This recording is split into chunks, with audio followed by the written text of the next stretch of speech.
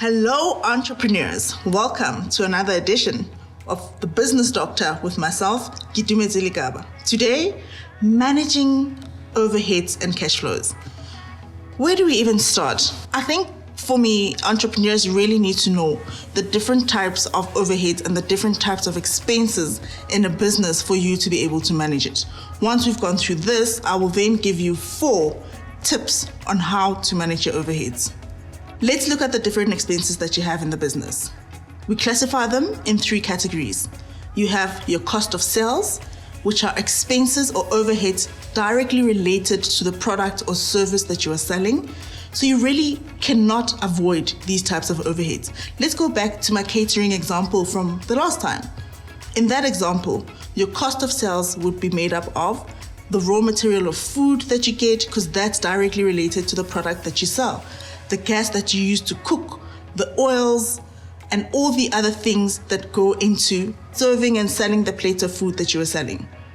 And then we have what we call investment expenses, investment overheads. When you're spending money on assets and buying things that are going to help you in terms of resourcing and having capacity to be able to carry out your business activities. And then, lastly, we have financing expenses.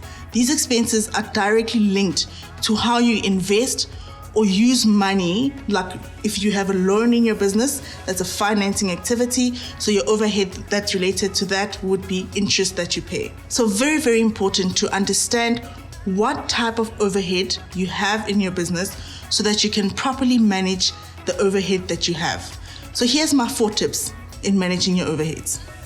You have to keep tabs on what you are spending, cash flow management, and you can't do this by looking at a bank statement alone.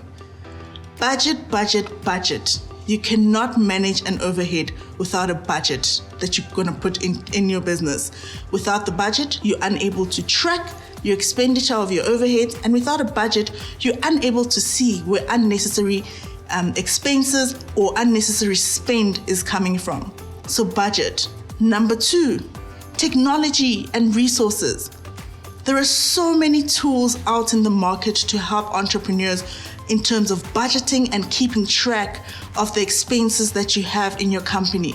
We have systems like Xero, Sage Pastel Accounting, Sage One. We have free systems from F&B.